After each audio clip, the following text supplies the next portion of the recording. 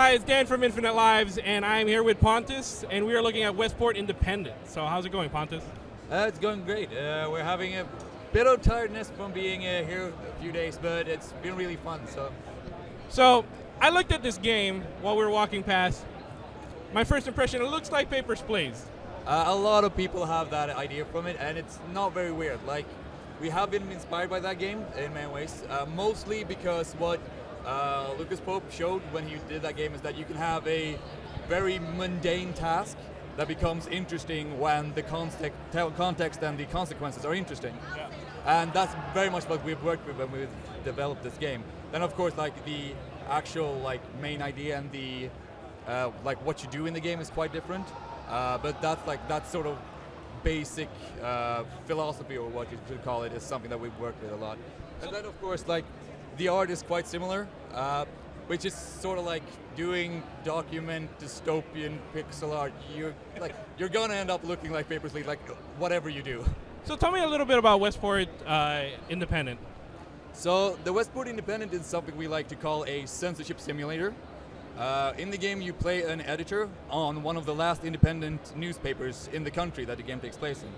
And in this country, you have a government that's trying to claim more and more power, whilst you also have rebels popping up just about everywhere.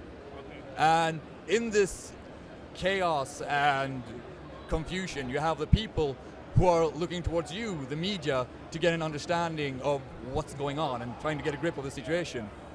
And you basically feed them the information that you want them to hear. And you basically do that through these articles that are created that are divided into smaller paragraphs, where each paragraph contains a bit of information. And by removing these paragraphs, you actually alter the way that the article is perceived. So is it like a whole article that's generated by the game, or is it kind of like set articles over a period of like days, or like is there like an event like this article is getting published on this day, or is there like randomness to it? So first of all the articles are actually pre-written. Okay. But the articles that you receive are actually randomized. So it works sort of like there is a pool of articles that you get randomized articles from, so you basically get a new playthrough every time you play. But that pool of articles changes during the game depending on what state you set Westport in. So if you make it more rebel-like, you will get different articles than if you make it more loyalist-like. And then at the same time, we also have articles that are follow-up articles to other articles. So I have like these article series that branches in all sort of ways as well. Wow. Okay. So what are you doing on on a moment-to-moment basis while you're playing the game? Like you're rereading through these articles, and then what do you do to affect them? So basically most of what you do is that you just remove content. You read through the articles, you get an understanding what they're about, trying to figure out basically what you want the article to say. So something that we've been working very closely on is making it so that everything that we add into the game makes it harder for the player to decide what he or she should print. Not harder to understand, just harder to decide. To make it so that you really need to think a while before you actually print what you print. And there's no good guys or bad guys, it's just there's different sides. Yeah, usually what we say is that the government is a problem that the rebels is really not a good solution to. So is there, I mean, you don't have to answer the question, but is there kind of like is there an end game? Like is there a way that you can finish it so you'll have some kind of ending that's dependent on your choices in the game? Yeah, so the game works in such a way that the first thing that happens in the game is that the government passes a new bill that will force all independent newspapers or media outlets in general to join their government-controlled union. And that bill hasn't actually come into force yet, though. So the game actually takes place during this window of opportunity. So what you do during that time is completely up to you. So we basically give the players a time frame where they do what they want, and then we tell them the consequences of what they like. Of course, they experience the consequences during the game as well, but they basically get an ending that just contains a lot of things. I think we have around 43 endings right now. Wow. Okay. but that's also like 43 because the endings are actually modular.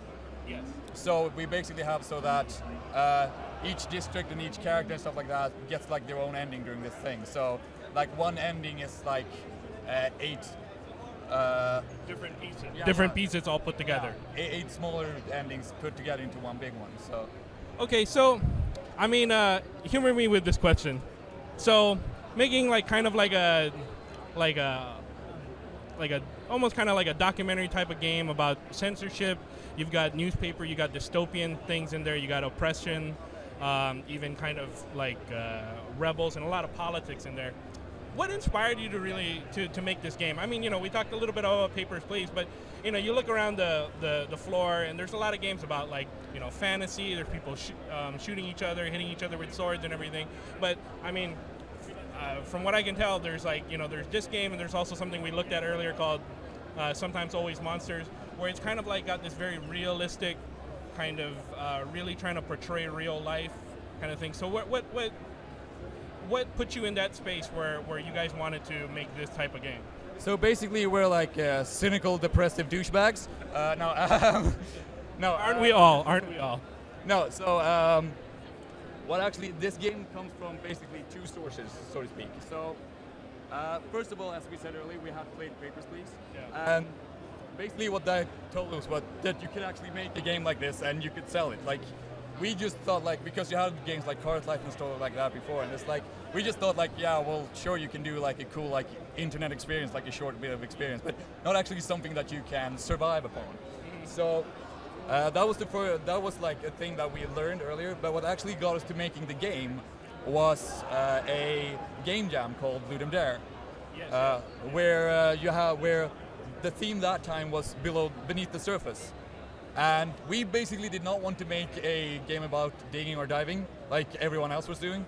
So we actually was doing this thinking period where we were trying to figure out what we could do instead. Like the first idea was doing sort of like a spy game or something like that, or like something that was about withholding information basically. And what we end up was this. Nice. I like it because it's, it kind of shows that games can be more about than just power fantasy, this kind of leveling up your character, making somebody stronger or something, or just plowing through to a kind of like a set story where you're saving the world, and it's kind of like shows the power of kind of really forcing people to think about issues, think about different sides, and kind of like kind of what you said about that game jam where what lies underneath, kind of like examining your own media and things like that. So. I mean, I'm assuming that a lot of this is also influenced by your own personal politics, your group's own personal politics, and things like that.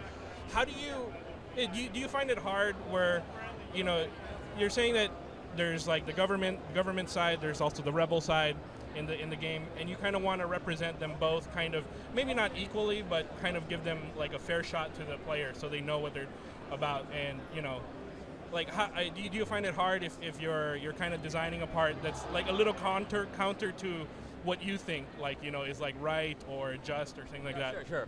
So basically, the way that we work with is that because we always provide all the options, we try to provide the multiple options on the side of the argument, so to speak. Yeah. We just have to basically it's part empathizing, but also it's the part like thinking, what's the extreme that could happen if you did something like this? So you basically think like you get an issue, you have like, for an example, we have one that's about schools, which is actually a very interesting political question where they want to improve the quality of education in the schools, but to do that they also are going to raise the tuitions. So what's right and what's wrong there? Like obviously in the game, the loyalists, which are the more like upper class sort of guys, are for like having more expensive tuition, and then the lower class ones just feel like this is going to create an even bigger divide between the classes, so they're very much against it. So what's right there and what's wrong there? Like we just provide and say like these are the issues that will arise in either of these situations, and then we let the players themselves choose what they do. So, I mean, I'm kind of interested in this game just because of like the kind of games I like to play. I like to play a lot of different kinds of things, but this is kind of like up my alley. I would assume that this is kind of hard, kind of a hard game to demo, like, you know, in a short period to people coming off the floor. Yeah. Like, how do you get around that? And you know, what's been people's reaction when they play this game? Like the reaction has been really, really good so far. That's awesome. We have, of course, the issue, like the demo is like half an hour here, which is a lot for a sort of PAX game. But the thing is, because it's so consequence driven, you need some time to actually like let the consequences take their way and let people play around with, okay, so I got this consequence. If I do this differently now, will I get a different consequence? Stuff like that. So you actually need some time to let people experience that. But of course, like, we usually can just go up to someone and say, this is a censorship simulator, and people get interested. So we don't really need that much time to get people's attention. Yeah. The problem is when people start to like group up and there's people want to start playing and they have to stand there and wait for like 15, 20 minutes. Yeah, but you got to do that, right? Like, I mean, you know. Yeah, it's hard to do much about. Like, we try to tell most people to like come back later, but if everyone comes back later, we're gonna have the same problem. So. Well, awesome. I think Westport Independent looks really cool. I'm gonna try it out. Maybe not right now. Maybe in the next couple days or so. But cool. Thanks so much. Yeah, thanks for coming back.